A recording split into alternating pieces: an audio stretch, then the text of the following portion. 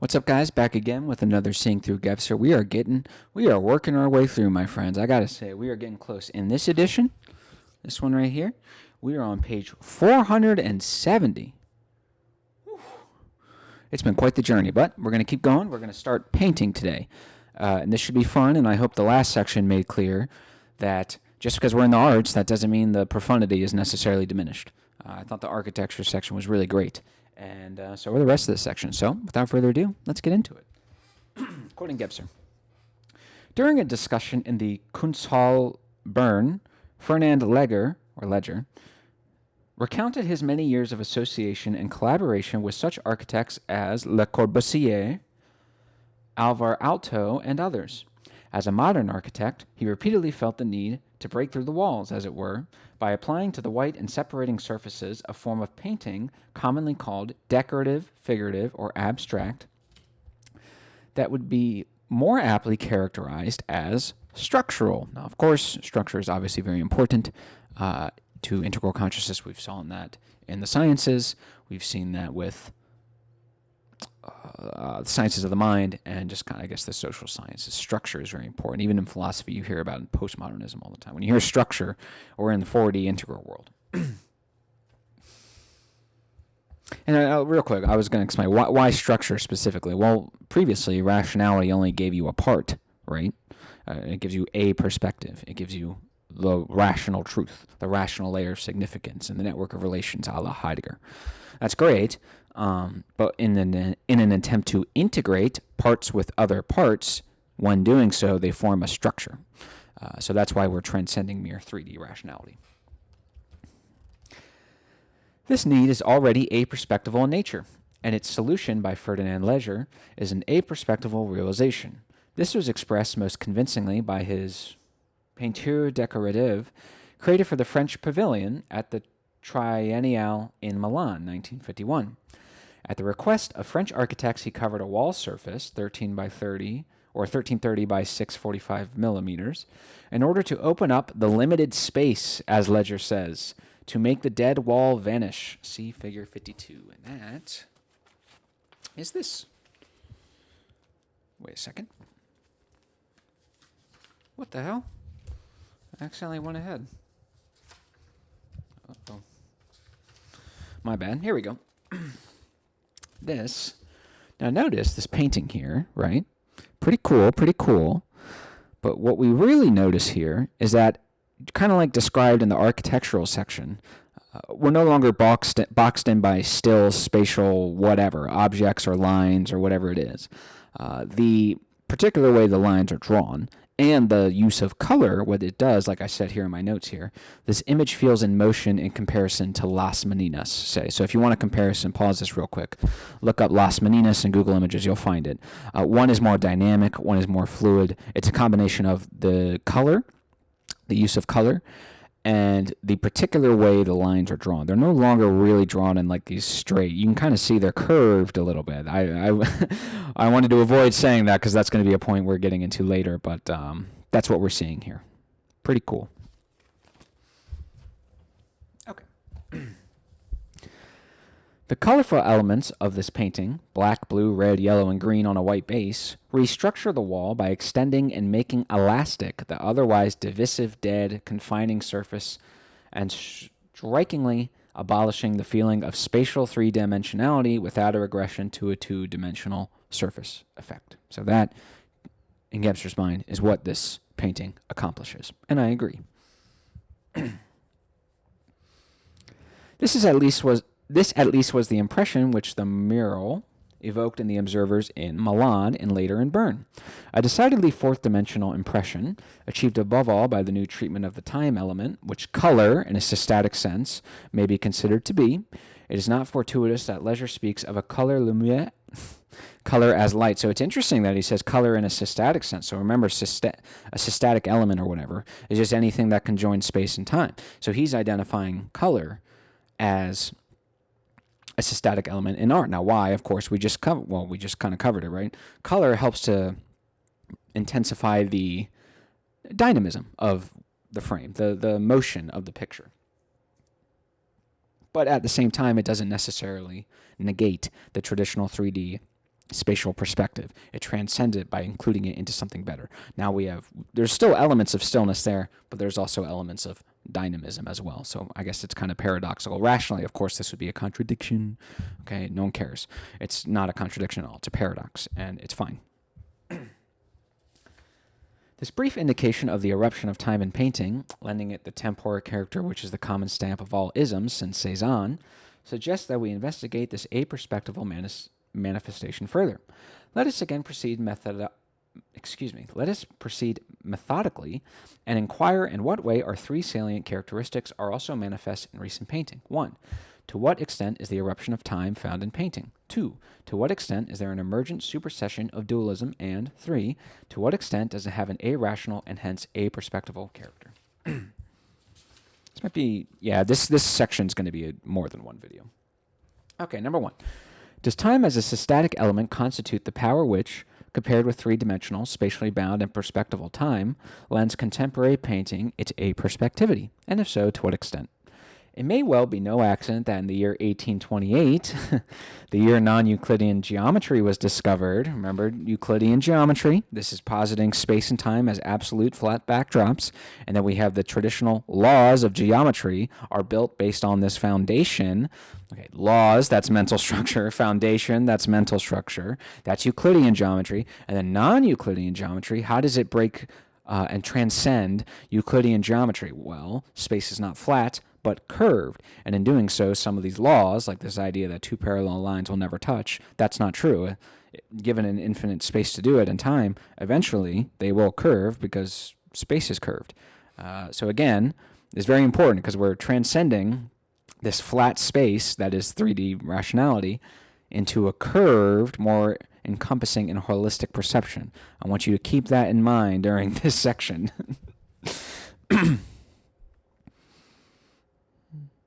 The year 1828, the year non-Euclidean geometry was discovered, Delacroix in Paris saw his own views confirmed by the lectures of the scholar Michel-Eugène Chevreul on color complementarity, which at the time had caused considerable stir, and for the first time observed this law in his painting. What is the significance of the emphasis on color? Theodore Guercau, born during the years of Revolution, had transgressed against all of the classicist rules in his paintings The Float of Medusa. He had been preceded in England by the pioneering Swiss Johann Heinrich Füssli. Both burst the rigid form, this is very important, listen, both burst the rigid form, dynamize the pictorial event, and unabashedly embrace an ecstatic use of color. The imaginative, the psychically temporal, comes to an emotional eruption, and Delacroix is the first to master this time aspect in painting. Very important. So, let's see. Color complementarity, which at the time, let's see. Obviously, like we just discovered, or just covered, the rigid aspect that belongs to the mental structure. I'm just trying to remind you guys. I know you guys probably already know this. It's always good to get reminders because this is a long-ass book. This is a long-ass series. But of course, perspectival space or whatever it is, perspectivity. Everything is still, everything is static. It's not really how the world is, but so be it. So that's where the rigid comes in. And of course, dynamizing, that's what? Putting into motion, that's time. Everything in motion unfolds according to time. And then color is the ecstatic embrace of it is what allows this transcendence to happen. Now, there's a critique here. There's a critique here I'm going to make, and I want you guys to let me know in the comments if you think it holds up. The use of complementary colors, this is Gebser, of course, later developed by Van Gogh, is the recognition of the psychic reality whose basic structure is temporal polarity and complementarity. So Gebser's idea is that the psyche, if you were to put it to a shape, which I think he would maybe warn you against, but for the sake of rational purposes, is shaped like the 2D flat circle, right? The psyche, there's a connection to the soul, and the soul, or I'm not even going to say the psyche. The soul was the preceding discovery that allowed the mythical structure to come into being. So in the same way that the 2D polar complementary flat surface, the four seasons, yin and the yang, night and day, he's saying that's how the psyche is shaped, where for every kind of psychic virtue, if you will, there is a psychic negative. And of course, that's expressed in the life pole and the death pole of the soul. We covered this in earlier videos. So Gebser's idea, I'd imagine, he doesn't say this ever, I wish he would, but I imagine a point that could be deduced from this is that when you think of the psyche, try to think in terms of complementarity. Don't negate necessarily rationality, because when it's time to be scientific, when it's time to logically investigate, put the psyche aside, all right? Polar complementarity has to go. But it's interesting that he says that the psyche is shaped like the 2D flat circle. So try to attain that polar complementarity without regressing into thinking the attainment of this complementarity is a transcendence. In a way, it's a transcendence because you're no longer being a rationalist. But if you were to exclude the mental and magical structures and the integral structure for the polar complementary aspect of the psyche and the mythical structure at the cost of everything else, you're just making the same mistake the rationalists made. You're just choosing a different structure. So don't do that. It's one thing to reattain that polar complementarity, but don't pretend this is all what life is. The ultimate arbiter in painting is no longer the limiting and spatializing line. Very, very important. The ultimate arbiter in painting is no longer the limiting and spatializing line. That's rationality, baby. That's perspectivity. Rather, the psychic configuration of polarity is here recognized for the first time. That's another thing, real quick. I want to go over this. But if the line, the straight line, which of course belongs to rationality, one thing, two straight lines go into the reconciliation, the triangular thinking. We've covered this. Well, the 2D flat circle is curved. Just like the sphere, the 4D sphere, is curved. And just like the dot in the magic structure, it's not really a line, but it's a point that a line necessarily needs, right? The connection between 2 points. So we can see, even in its symbols, the connection between the magic structure and the mental structure and their dot and line. And we have the connection between the mythical structure and their 2D flat surface curvature and the spherical with the 4D internal-external curvature. Sorry about that. Rather, the psychic configuration of polarity is here recognized for the first time. Consequently, Delacroix also rejects the line. He calls the straight lines, quote, monstrous, unquote, since they do not appear in nature and exist only in man's brains. That's an artistic way of saying that all thing rational is a projection. Where humans apply them, they disrupt the elements. Interesting. This statement clearly reveals an anti-mental attitude. This is Gebser, of course. His revolt against the mental rational attitude is also pronounced in his drawing technique. He does not form the drawing in linear contours, but unfolds them from oval shapes. For the first time, a premonition erupts that the three-dimensional conception of the world will yield to quote-unquote curved space, which, as we know, is the basic form of the four-dimensional space-time world. While this sense for spherical space, in contrast to the horizontal, vertical, perspectival fixity of 3 dimensions, is still embryonic with Delacroix, it comes to full expression in Cézanne. Previous judgments of his paintings emphasized those structural elements that Cézanne himself selected as most relevant to his painting, namely that underlying his paintings were the primordial forms of cone, ball, and cylinder. Not the straight line, not the triangle. These elements, notably their effect on the observer, indicate Cézanne's disassociation from mere three-dimensionality. But not until the end of 1950 was it recognized that Cézanne's paintings, created two generations earlier, were totally new. They are not only based on a conception of spherical space, but also explicitly depict this spherical space. God damn. Let me try it again. They are not only based on a conception of spherical space, but also explicitly depict this spherical space. I apologize.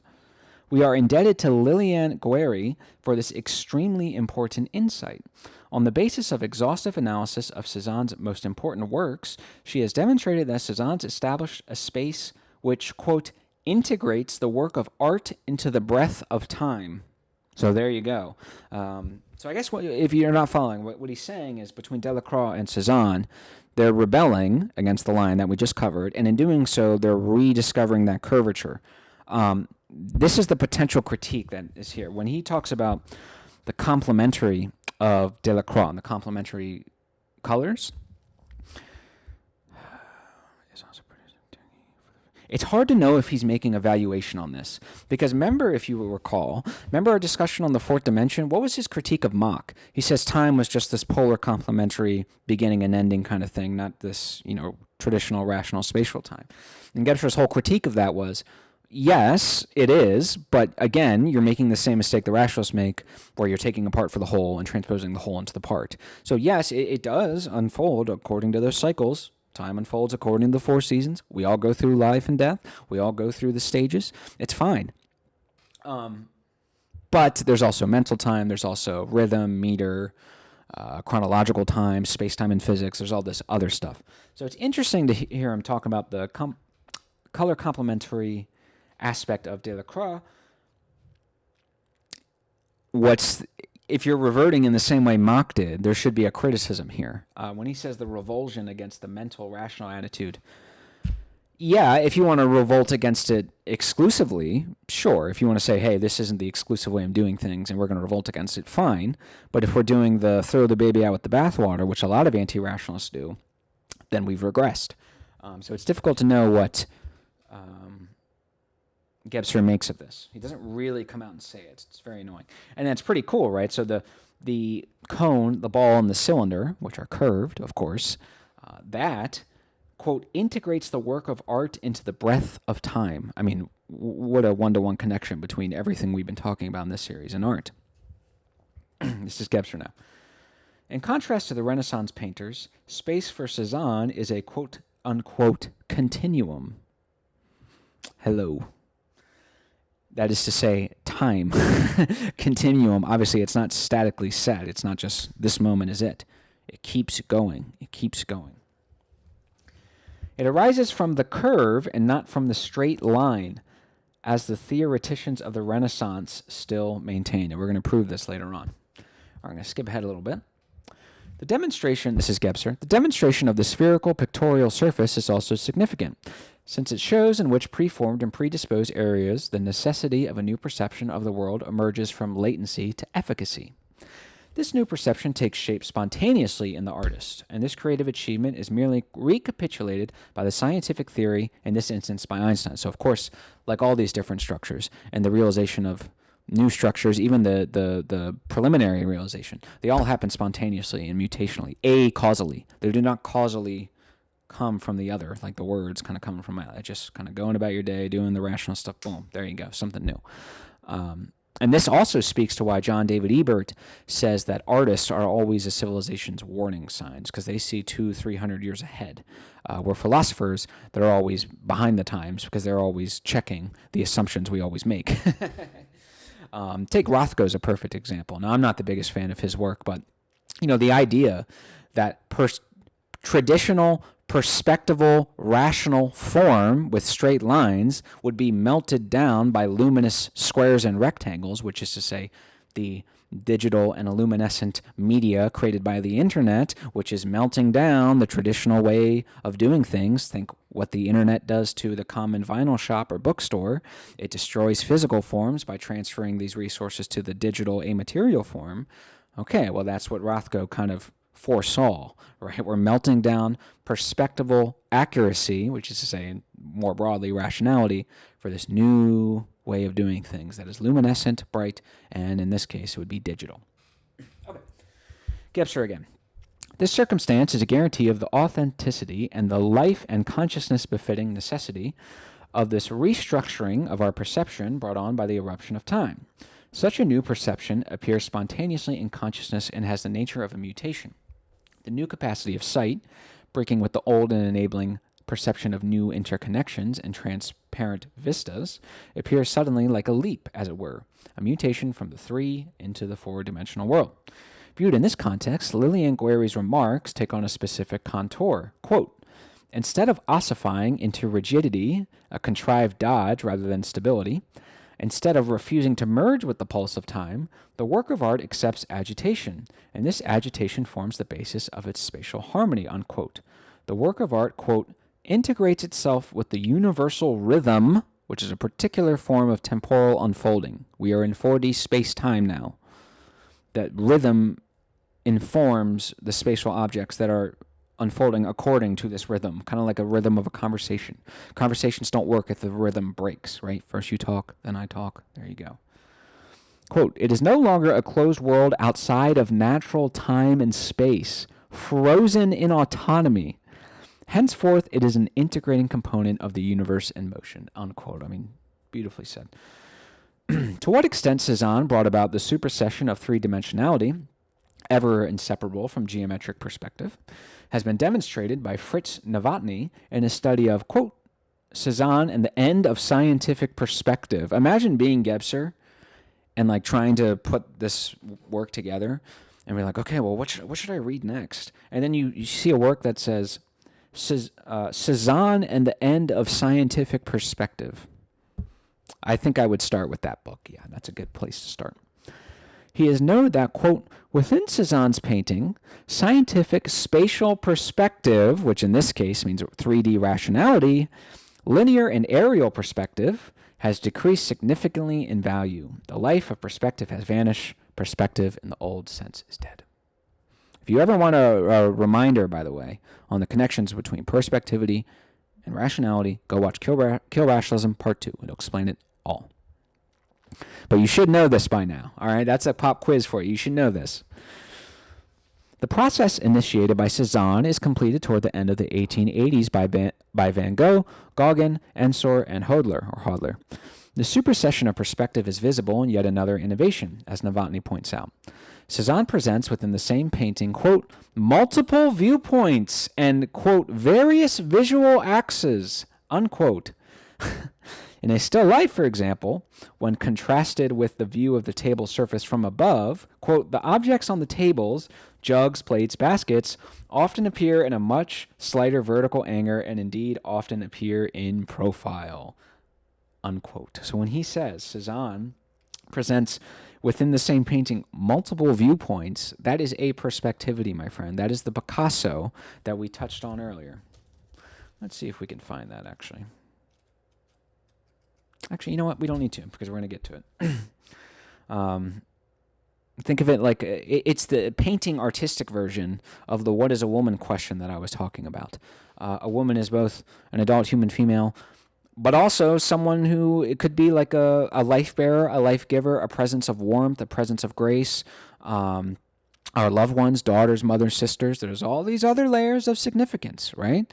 And you can tell because you ask a right winger, hey, do you want to hey, you want to send women back to the Handmaid's Tale? They go, no, they don't. We love them. They're amazing. They're, like I just said, they're life givers, life bearers, all this stuff. It's like, okay, well, you didn't say they're adult human females. It's not that it negates the adult human female aspect of it. It's just another layer of significance. Same thing. We have one perspective of the model, we'll say, stop, take the time to see another perspective, and you go, oh, the contour from this perspective works with the contour from that perspective, and if I shade it black from this perspective, it'll illuminate this thing that no one's seen before.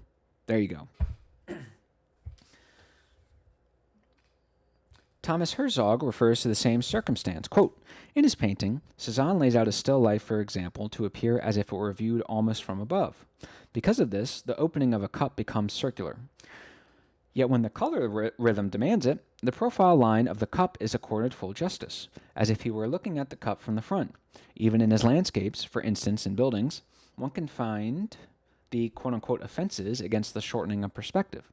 The observer only slowly realizes this, because the rhythm of color and contour compel the eye to perceive the entirety of the picture, the whole, and not just the perspectively accented central arrangement. So what he's saying, what we're trying to do with this aperspectival view is see the whole. And you see this in science too. Like if you watch on HBO, if you have it, just go watch A Theory of Everything, that Stephen Hawking documentary. So what he did was they had the traditional, I'm not a scientist. They had some traditional scientific theory.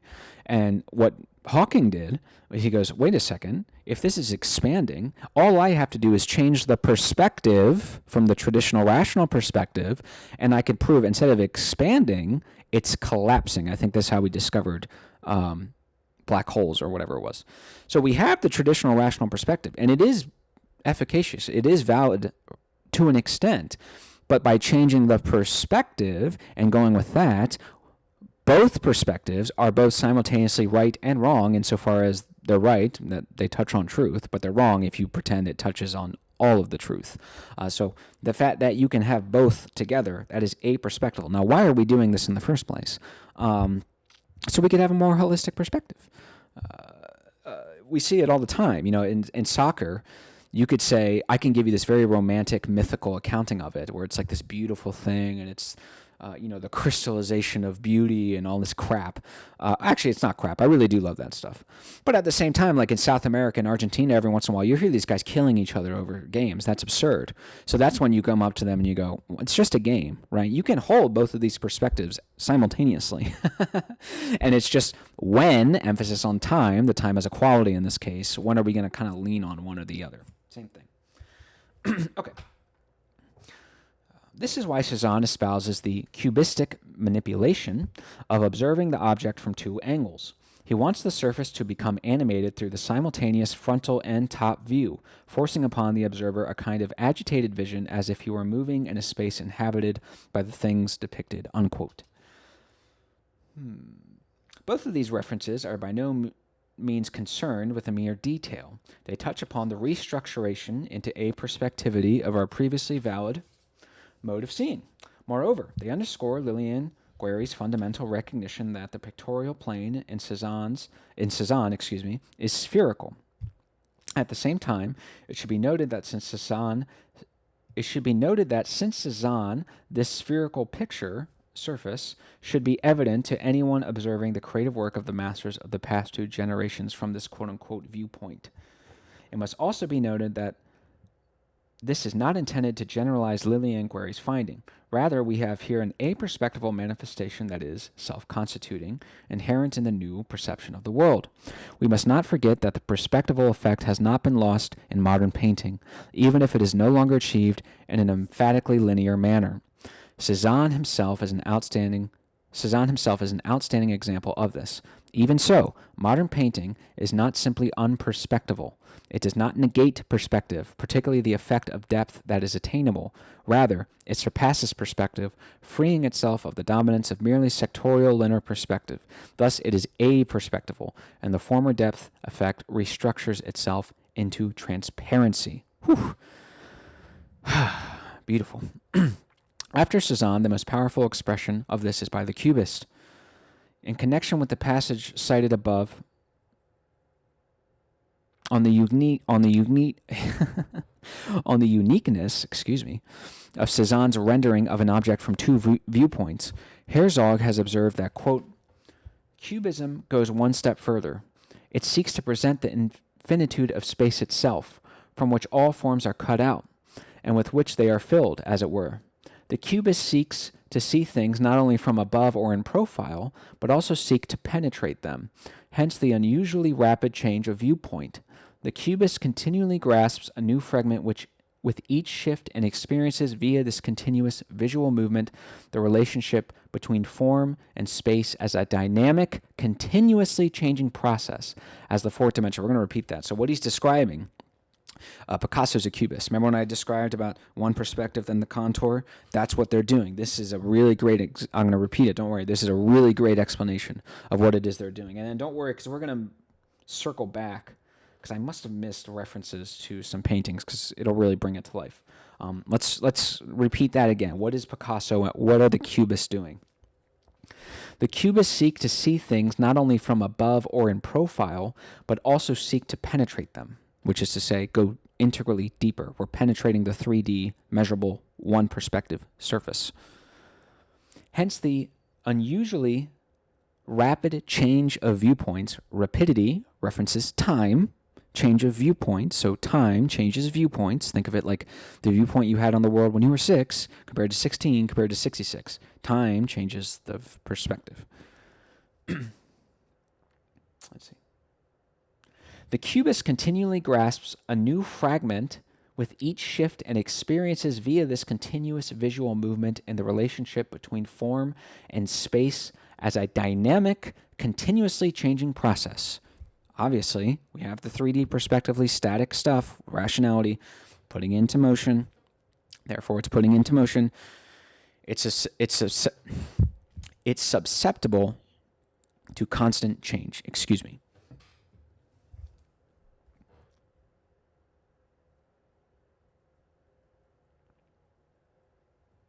As the fourth dimension. Okay, so very cool. We're going to, hold on, let me finish this and then we're going to go back a little bit. This fourth dimension is the main, Let's see. This fourth dimension is the main concern of cubism's equally intuitive and comprehensible production. It is in this sense that they are able to understand the remark by Georges Braque, one of the fathers of cubism: the senses destroy form, only the spirit forms. So we're going to go back a little bit. Remember when I talked about the straight line being limiting and it being no longer, it's being replaced by the cone, the ball, the cylinder, which are curved? Well, here we go. I'm going to look at these two paintings here. So this is the traditional, perspectively correct and rigid, rational way of doing things. Notice the lines, particularly, notice how the lines to form triangles, and obviously rationality is triangular thought, the positing of one thing that is quantifiably measurable and consciously known dualistically against the other, and the invoking, actually, let's do it here. You posit one thing that's measurable known, posit the other thing that's measurable known, and then invoke the third aspect of measuring thought to reconcile this by either privileging one or the other or forming a synthesis. Great. So this is the traditional rational. But notice how things feel kind of still here. Notice how things feel kind of boxed in. Now, you can definitely depict a certain degree of movement, but everything feels a little boxed in. It feels perspectively correct. Now we're going to switch over to the new painting. Notice between the major lines of the painting, that there's not a ton of triangles here. Rather, what you see, not the symbol of 3D rationality, you see the 4D curvature, right? Look at all these curves here, all right? And now, if you look at this, it's not quite as perspectively correct, but there's a certain degree of dynamism and openness, and this dynamism and openness is time. Now, compare it with this boxed-in, still, rigid, perspectively correct, whereas this one feels a little more in motion. It feels a little more dynamic. And that's because the major lines have been replaced not by straight triangles with points and magic structure and the mental structure, but with the curved line.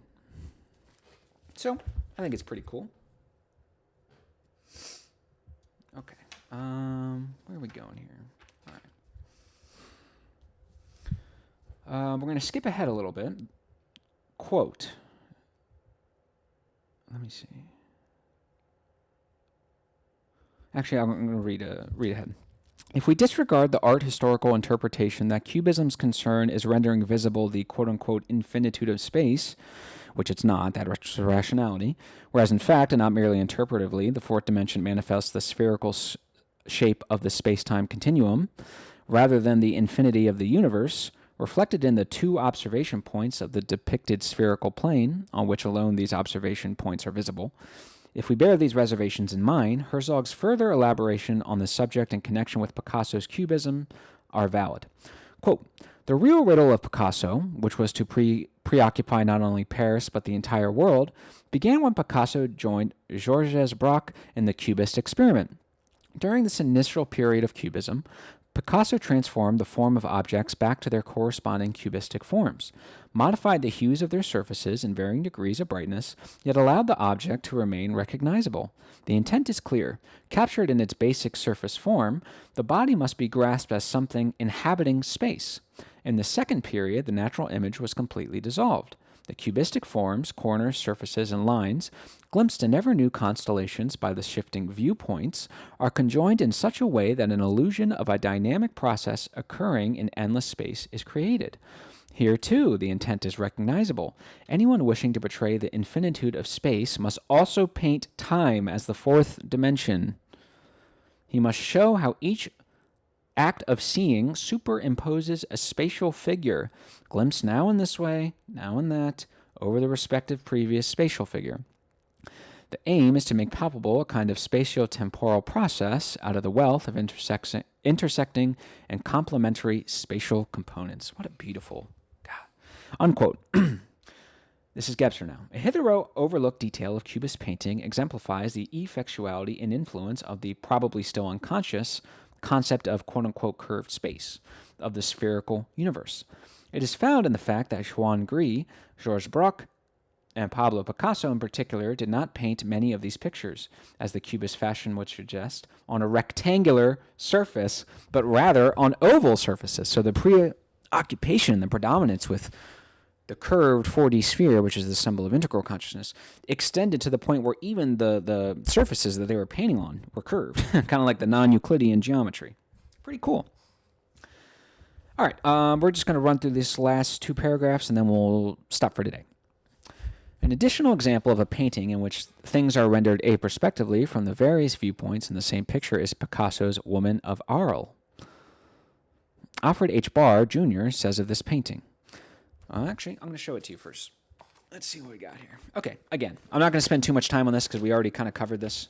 My goodness, my goodness. My goodness, my goodness, my goodness. There we go. Okay, so we can see we have the same kind of object, but we've just viewed it from different perspectives, and then we've integrated it into an aperspectival whole. So we can see the head, we can see all this stuff. It is somewhat recognizable, but the object has been the perception of the spatial object is not still. It's not primary. Rather, new perspectives, new transpositions of the spatial objects have been layered on top of the original, just like Martin Heidegger has a network of relations in which each node, if you will, is layered on top of one another, not dualistically opposed, and just as Jean Gebser has different consciousness structures which are layered on top of each other, which is to say they're all present and efficacious, not just one or the other. Okay, now let's hear a description of this. In the head may be seen the cubist device of simultaneity. What time is it? Showing two aspects as a single object at the same time. In this case, the profile and the full face. The transparency of overlapping planes is also characteristic, unquote. Gebser now. It is noteworthy that the keyword transparency, diaphaneity, occurs in this context. Since aperspectivity is always concerned with the whole, it cannot disregard this characteristic.